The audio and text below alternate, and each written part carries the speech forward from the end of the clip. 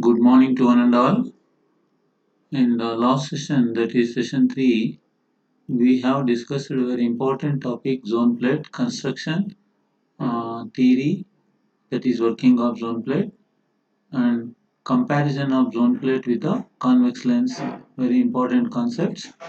Now, before going to discuss another very important topic, theory of diffraction into straight rays, first, let us see how a cylindrical wavefront is divided into half period strips. Already we have know that how a wavefront can be divided into half period strips. Similarly, a cylindrical wavefront can be divided into half period strips as shown here.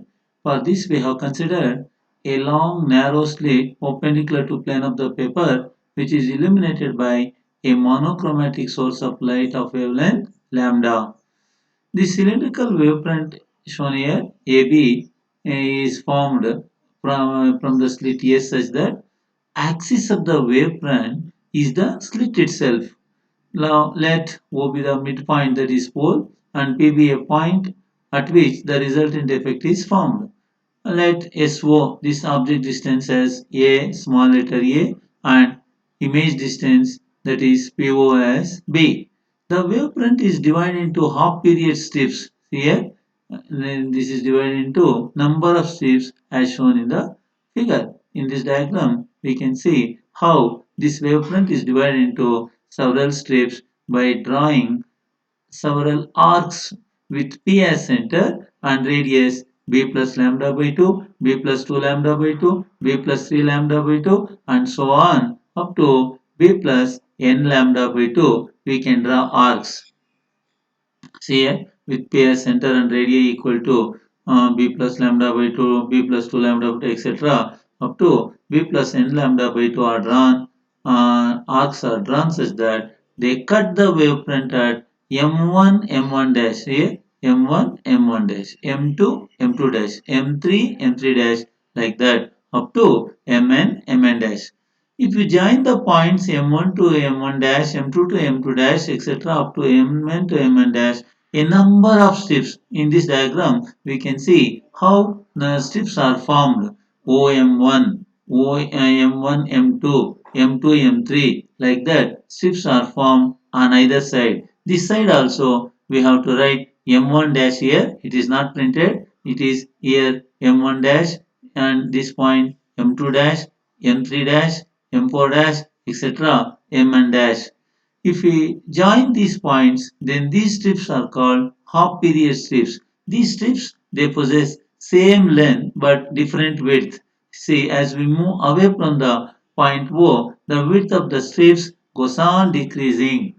This is how we can divide a cylindrical wavefront into number of half period strips. It can be shown that the angle theta n, this is the angle made by the line joining the axis with the point mn.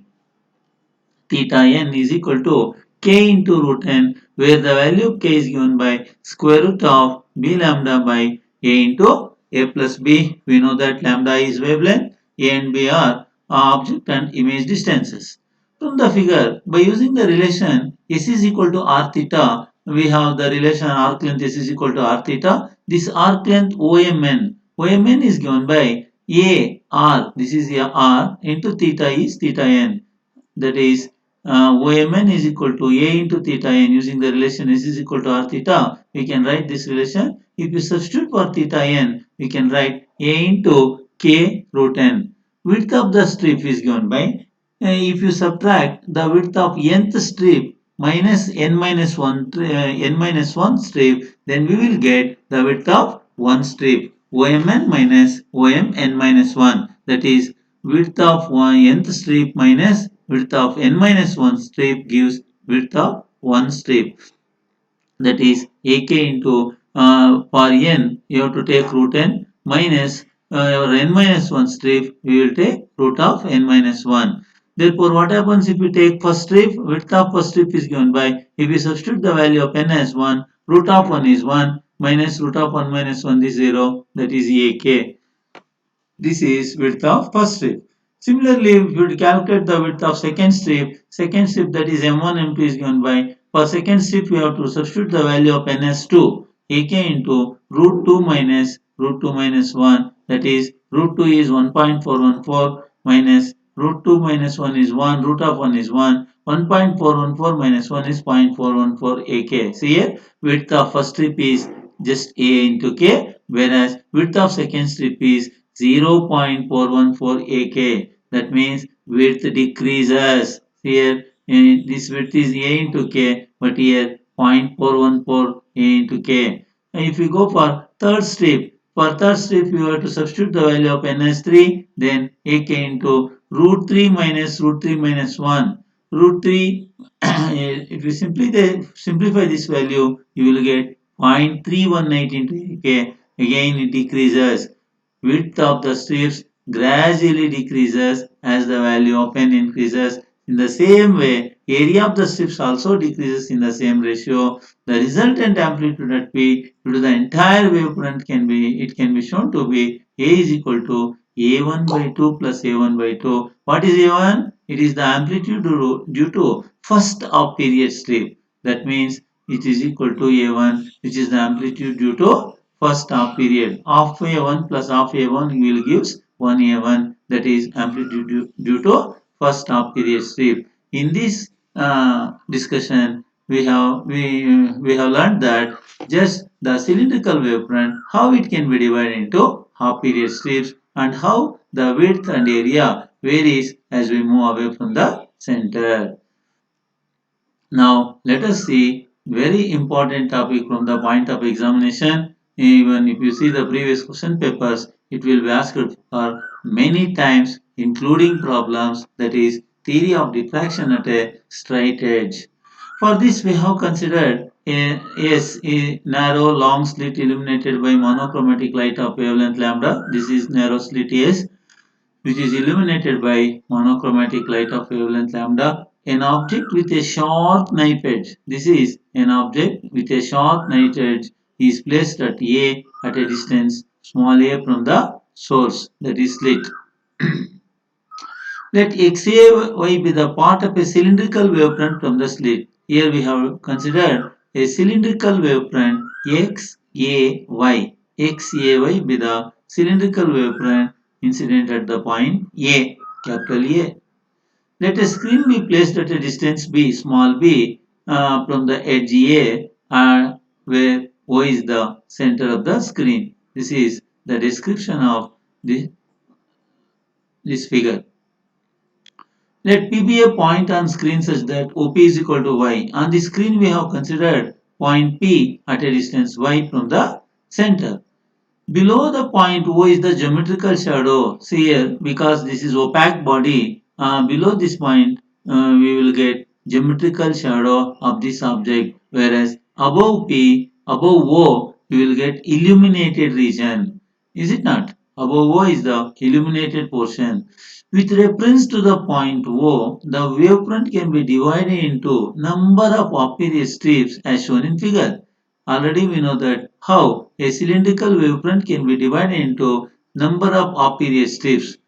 Is it not? Here, from with reference to the point O, this wavefront is divided into half-period strips as shown by taking with O as center and drawing arcs with radius b plus lambda by 2, b plus 3 lambda, 2 lambda by 2, b plus 3 lambda by 2, etc. We can draw arcs, and these arcs will cut the wavefront at m1, m2, m3, etc.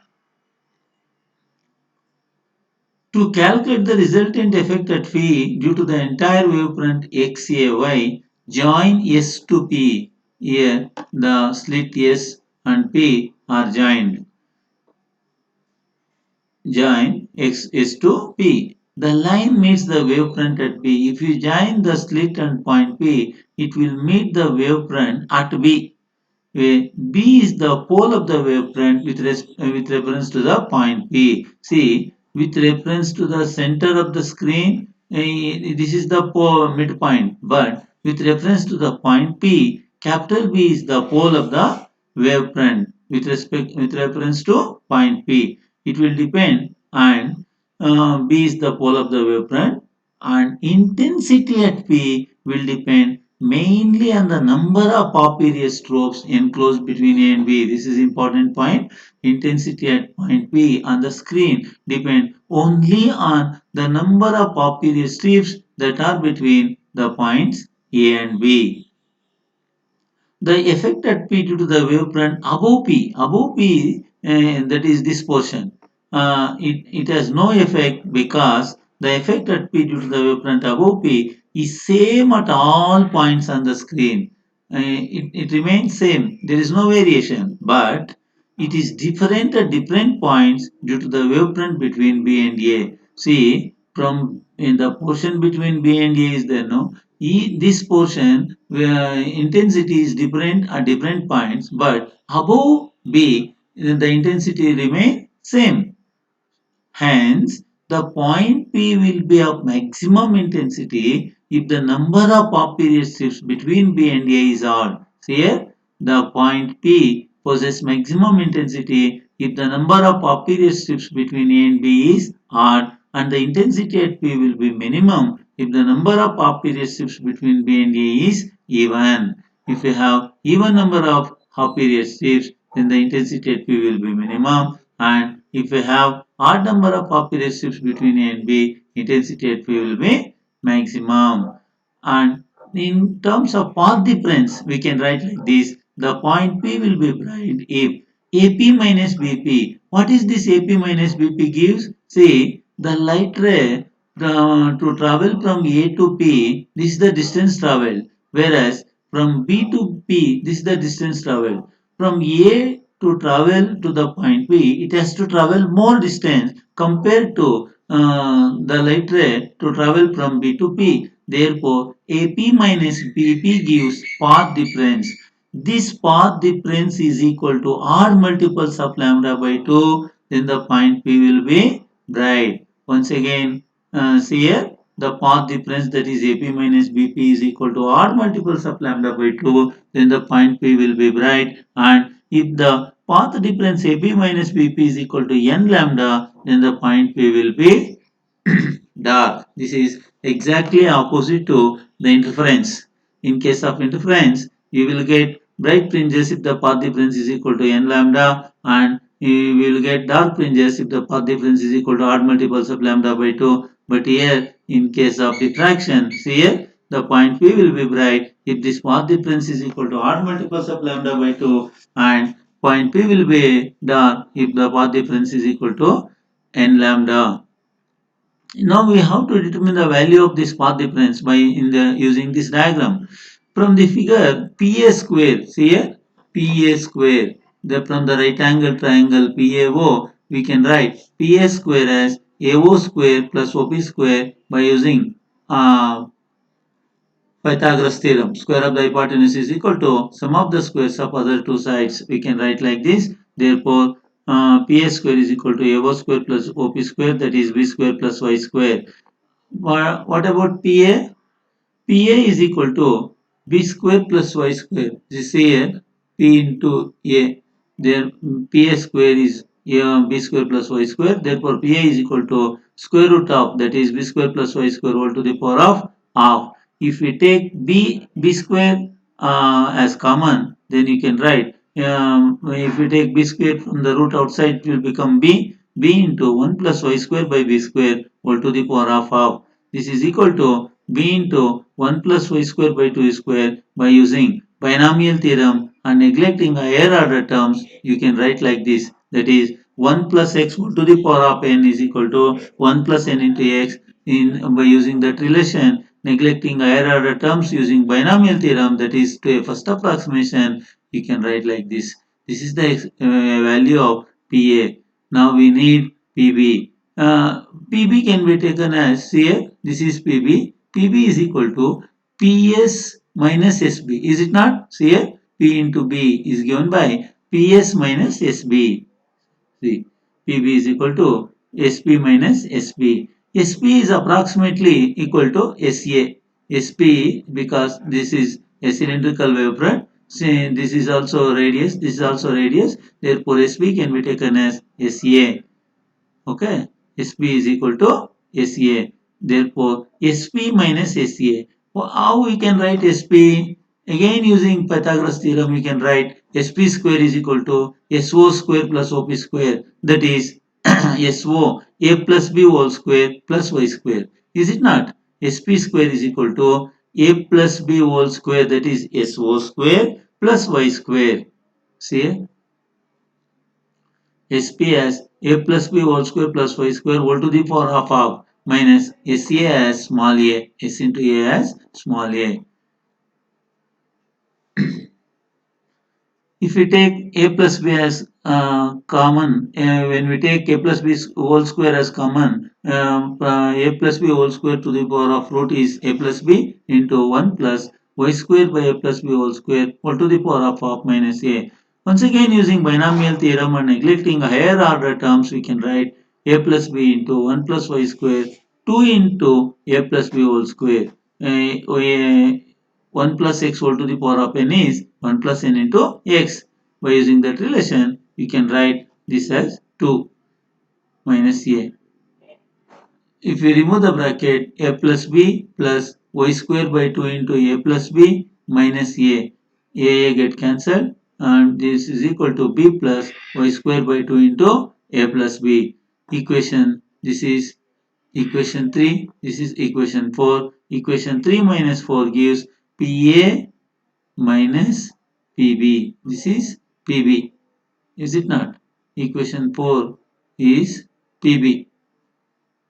This value is pb.